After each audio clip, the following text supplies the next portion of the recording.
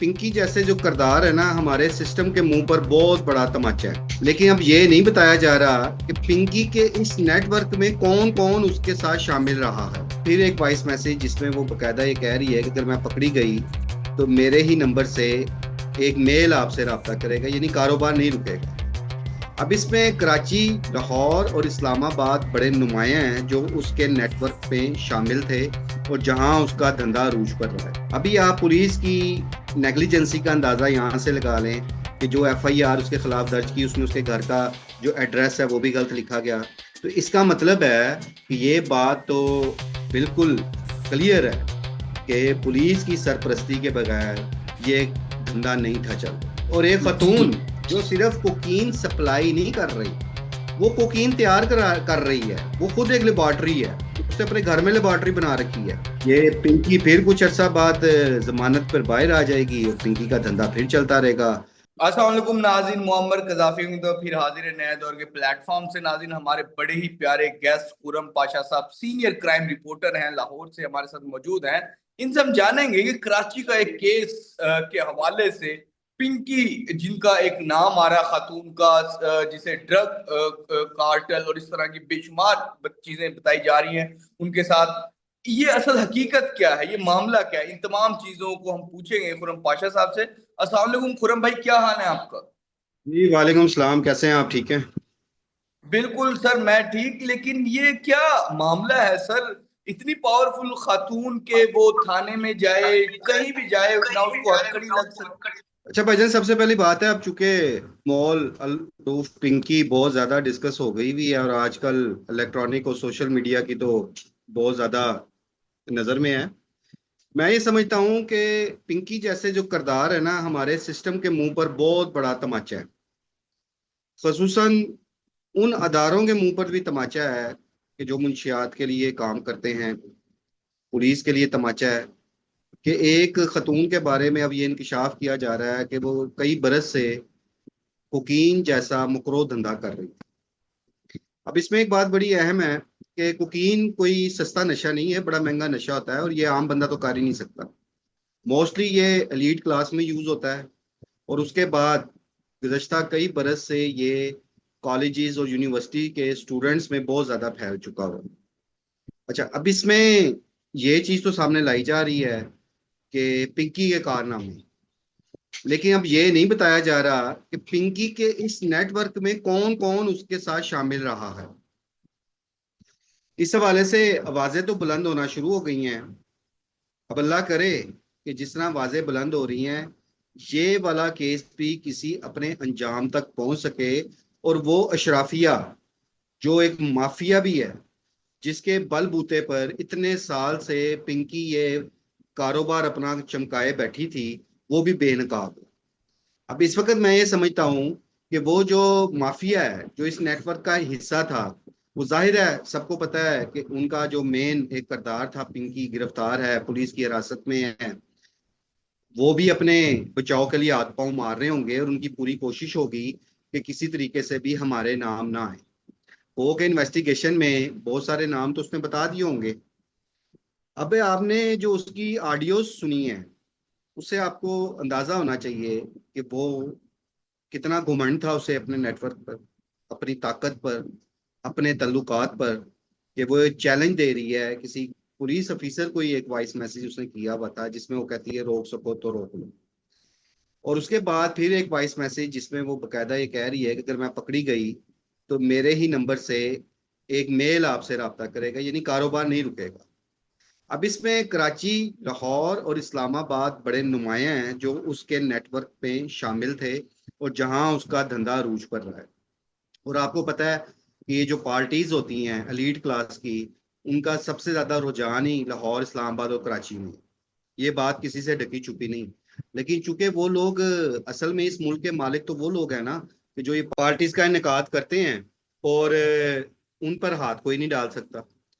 अभी एक अंदाजे के मुताबिक ही बात की जा रही है, आप एग्जैक्ट फिगर तो नहीं बता सकते कि इसके नेटवर्क में कितने लोग थे, कितने इसके कस्टमर थे। जाहिर है ये एक आम कस्टमर से डील तो नहीं करती होगी, ये डीलर्स के जरिए जो इसके आगे सब एजेंट आप कह लें उनके जरिए अपना सारा नेटवर्क चलाती थी। तो अभी 800 लोगों का नाम आया है। तो क्या उन 800 लोगों में से ये 8 नाम भी बेनकाब करेंगे कि जो पिंकी के नेटवर्क का हिस्सा थे, जो इसकी सरपरस्ती करते थे, जिनके बलबूते पे सारा कारोबार करती थी। अब इस वक्त उन तमाम कानून नाफज करने वाले अदारों का, और मैं समझता हूँ कि सिंध गवर्नमेंट का भी ये बड़ा एक इम्तिहान है कि वैसे तो आपको भी पता है कि सिंध में ला कानूनियत की क्या इंतहा है, और कराची जैसे शहर में क्या कुछ है वो बात भी किसी से ढकी छुपी नहीं है। अभी आप पुलिस की नेग्लिजेंसी का अंदाजा यहाँ से लगा लें कि जो एफआईआर उसके खिलाफ दर्ज की, उसमें उसके घर का जो एड्रेस है वो भी गलत लिखा गया, और ये दानिस्ता तौर पे किया गया होना है कि कल कला इसको इस चीज का एज मिल सके। दूसरी जानब जिस प्रोटोकॉल के साथ उसको पेश किया गया अदालत में, और उसके बाद जो जेल में उसका प्रोटोकॉल लगा हुआ था, वो भी किसी से ढका छुपा छुपा नहीं रहा। गो के अब उसको दीगर मुकदमात में दोबारा जिस्मानी रिमांड पर पुलिस अपनी तहवील में ले आई है। तो क्या अब इस नेटवर्क से जुड़े अफराद पर भी हाथ डाला जाएगा? पिंकी तो पकड़ी गई, पिंकी तो दावेदार थी कि मुझे हाथ कोई नहीं डाल सकता, हाथ डाल दिया है, और ये भला हो उस असास अदारे का कि जिसने पिंकी पर हाथ डाला। ठीक है, वरना कराची पुलिस इतने साल से सोई हुई थी। इवन आप यहाँ लाहौर का भी आप अंदाजा लगा लें कि लाहौर में भी थाना कोट लखपत में पिंकी के ही भाई के खिलाफ एक मुंशियात का मुकदमा दर्ज हुआ था। पिंकी उसमें भी मतलूब थी, तो लाहौर पुलिस भी सोई रही। तो इसका मतलब है कि ये बात तो बिल्कुल क्लियर है कि पुलिस की सरपरस्ती के बगैर ये धंधा नहीं था चल रहा। बिल्कुल और बिल्कुल। अच्छा। ये और एक जी जी। खतून जो सिर्फ कोकीन सप्लाई नहीं कर रही, वो कोकीन तैयार कर रही है। वो खुद एक लेबॉर्ट्री है, उसने अपने घर में लेबॉर्ट्री बना रखी है। उसके पास वो तमाम ऐसे केमिकल्स मौजूद हैं जिससे कोकीन तैयार की जा रही है, जिससे रेड वाइन तैयार की जा रही है। और ये दोनों नशे जो हैं, ये आम आदमी नहीं करता, ये महंगे हैं। तो वो कितनी मास्टर थी इस हवाले से, मैं समझता हूँ, मैं तो कहूंगा कि वो बिल्कुल कुकीन की बिल्कुल साइंसदान थी कि जो दो तीन बिल्कुल। सौ ग्राम कुकीन अगर उसको दो तो वो उसे 1 किलो में तब्दील कर देती थी। उसके पास ऐसे सारे वो केमिकल्स थे जो इंसानी सेहत के लिए इंतहाई खतरनाक भी हैं। वो उनको यूटिलाइज करती थी और वो एक्सपर्ट थी इसमें। और ये कुकीन जो थी, वो अभी तक के जो दादोशुमार सामने आ रहे हैं कि इतने सालों में कोई अरबों रुपए की कुकीन फरोख्त कर चुकी है वो। और उसके एसेट्स, उसकी कोठियां, जिस तरह एक ये भी बात सामने आ रही है, और के जी एक साबिक police officer, retired police officer से भी शादी कर रखी थी, उसे भी लाहौर में 2 बंगले खरीद के दिए हैं। तो क्या अब ये जायदादें जब्त की जाएंगी? क्या उस नेटवर्क को तोड़ने के लिए अमली इकदाम किए जाएंगे, या हमेशा की तरह ये 2-3 दिन एक हार्ड इशू बना रहेगा मीडिया पे, उसके बाद खामोशी हो जाएगी, और जो पिंकी जैसा का माफिया है वो उसे बचाने में कामयाब हो जाएगा? बिल्कुल सर, इस तरह के जो जिस तरह वो एक चैलेंज करिए स्टेट को कि अगर आप पकड़ सकते हो तो पकड़ लो। आप जैसे पुलिस वाले पहले भी आए थे, फिर वो जब चले जाते हैं तो कब्र में टांगे लटकी होती हैं, तो फिर वो मुझसे कहते हैं कि हम नहीं पकड़ सके। इस तरह का जो एक स्टेट को उसने बिल्कुल प्रॉपर जिसे कहे कि धमकी लगाई है और कहा है कि मेरा कुछ नहीं बिगाड़ सकते, तो ये 1 महीने 2 महीने 1 साल का तो नहीं हो सकता। ये तो प्रॉपर कोई एक बड़ा पुराना नेटवर्क और चीजें चल रही हैं। जिस तरह आपने भी सवाल उठाया कि अब तक क्यों नहीं कार्रवाई हुई, तो आप क्या समझते हैं जहां पुलिस वाले इनके साथ मौजूद होते हैं, इनको मुबैना तौर पर इनके साथ शामिल होते हैं, तो क्या इतना लॉन्ग टर्म एक बिजनेस को लेके चलना, और वो भी एक खातून, तो क्या पॉसिबल है पाकिस्तान में, या कोई और वजह भी हो सकती है इसके पीछे, इस तमाम के पीछे?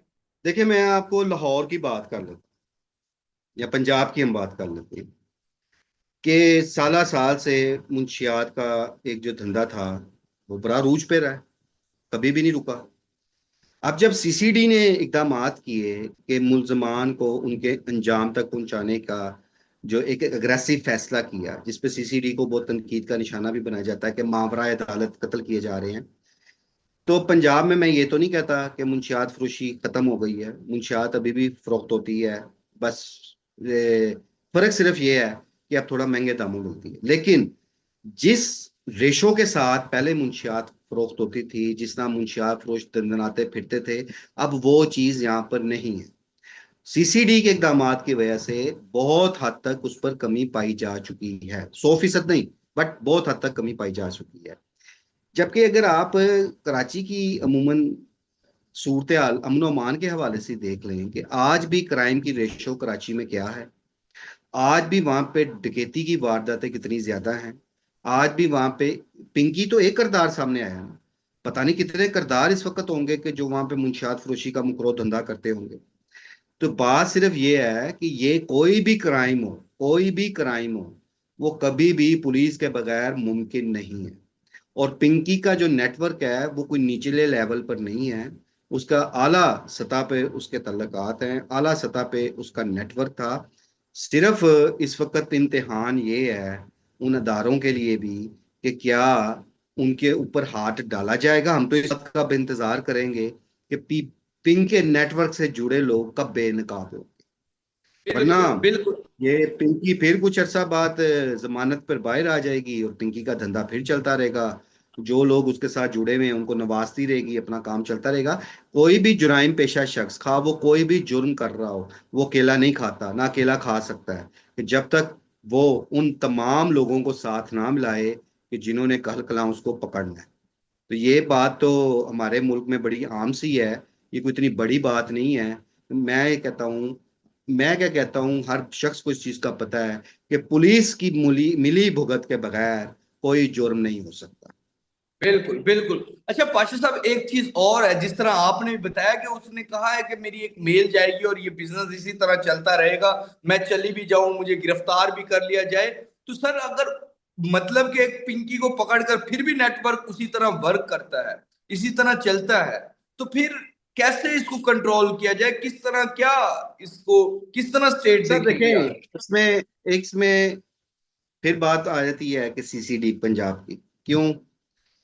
जब पुलिस तफ्तीश कमजोर करती है, चलान कमजोर बनाती है, तो मुलजम को अदालतों में फायदा पहुंच जाता है उस कमजोर तफ्तीश की वजह से।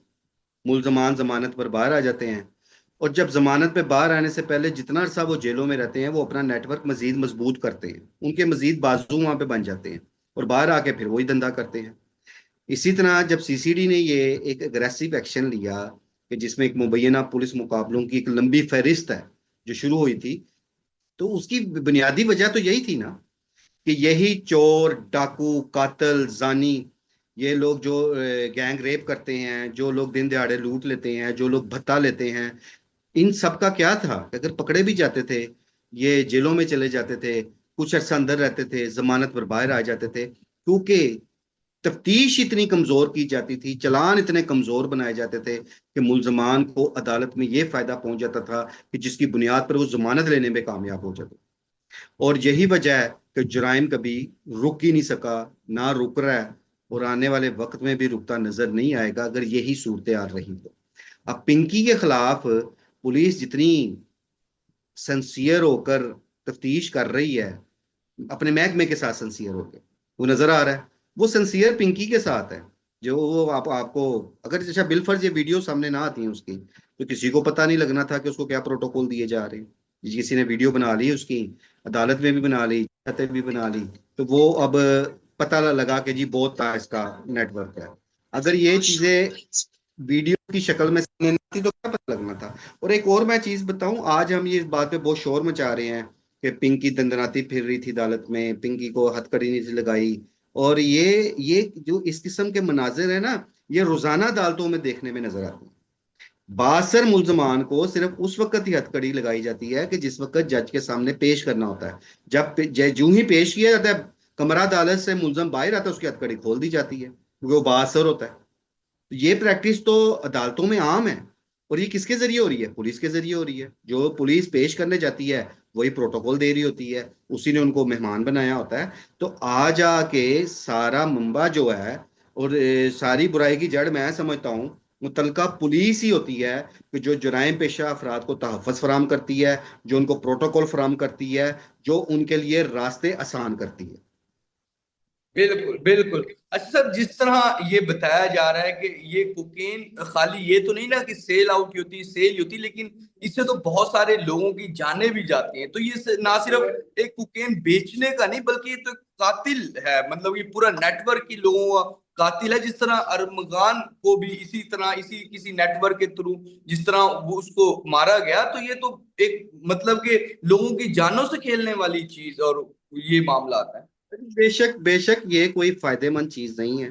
ये इंसानी जानों के लिए खतरात है, खुसूसन हमारी नौजवान नस्ल के लिए ये जहर कातिल है। और जिस तेजी के साथ आपके जो स्टूडेंट्स हैं यूनिवर्सिटीज के का जिसके वो इन नशों का शिकार हो रहे हैं। और एक चीज मैं आपको बताऊं कि जो अमीर लोग हैं वो तो अफोर्ड कर लेते हैं। जो कोई एक दरमियाने दर्जे के घराने से तल्लक रखने वाला एलीट क्लास में उठना बैठना शुरू करता है और इस लत में पड़ जाता है, तो फिर उसको इस जब नशे को पूरा करने के लिए फिर वो क्या करते हैं, वो भी जुराइम करते हैं, वो चोरियां करेंगे, वो डकैतियां करेंगे, वो लूट मार करेंगे, वो फ्रॉड करेंगे, ताकि उनके पास पैसा है वो अपना नशा पूरा कर सके। तो ये एक एक जो नशा होता है वो कई बुराइयों को जन्म देता है।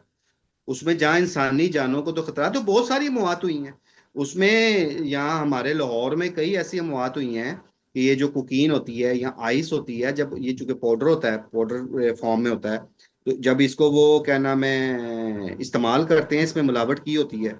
जो मिलावट वाले चीज इस्तेमाल करते हैं, चूंकि इनका जो तरीका इस्तेमाल है, या कुकीन को जिस तरह नाक के जरिए वो अपने अंदर खींच के लेके जाते हैं, वो डायरेक्टली आपकी जो ब्रेन की वेन्स हैं वो उनको डैमेज करती है। और अगर उसमें कोई मिलावट कर दी जाए तो आपकी जो ब्रेन की वेन्स हैं वो फट जाती हैं। ऐसी कई मौत लाहौर में भी हो चुकी हुई हैं, दीगर शहरों में भी हो चुकी हुई हैं। तो ये कोई अच्छी चीज नहीं है। इसके इनके खिलाफ तो इन्हें जब तक आप निशाने इबरत नहीं बनाएंगे। मैं मुझे तो जो अब तक सूरत हाल जो जो कहानियां सुनने में मिल रही हैं कराची के हवाले से, तो इस वक्त बहुत ज्यादा जरूरत फील हो रही है कि सीसीडी कराची में भी हो। और मेरा ख्याल है कि जिस तरह सीसीडी ने पंजाब में काम किया है, इन्हें कराची में भी फिर एक टारगेट सौंपा जाए। तो आप कराची जैसे हमारा एक देखें, हमारे मुल्क की 70% जो इकोनॉमी है कराची पे बेस्ड है। कराची सबसे इम्पोर्टेंट शहर है हमारे मुल्क के लिए। और वहाँ पे जो सूरत हाल है, वो जब सुनते हैं, जब वहाँ के वाकयात सुनते हैं, जब हम दोस्तों के जरिए भी तलात आती हैं, तो अफसोस होता है कि वहाँ पे लाकानूनियत की इंतहा है। बिल्कुल बिल्कुल नाज़रीन, जिस तरह ये एक किरदार आपने देखा, अगर वीडियो वायरल ना होती, कोर्ट में जो चीजें बनी, जिस तरह उनको प्रोटोकॉल मिला हुआ था, तो शायद ये हमारे सामने नहीं आती और अब तक जमानत होकर घर जा चुके होते। और इस तरह जिनको कैफरे किरदार तक पहुंचाना चाहिए, प्रॉपर सजा देनी चाहिए, शायद इनको ना मिल पाती। लेकिन इन तमाम चीजों को अगर सीसीटी जिस तरह पंजाब में काम करे, इसी तरह लाहौर कराची एक कराची को ठीक करने के लिए, वहां पे इस मंशियात को और इस तरह की चीजों को बंद करने के लिए एक अच्छी फोर्स बनाई जाए, तो उससे हमारा कराची एक सेफ सिटी बन सकता है और उसमें काफी बेहतरी आ सकती है। फिलहाल के लिए नाज़िम मोहम्मद कजाफी को और खुरम पाशा को नया दौर से इजाजत दीजिए। खुदा हाफिज।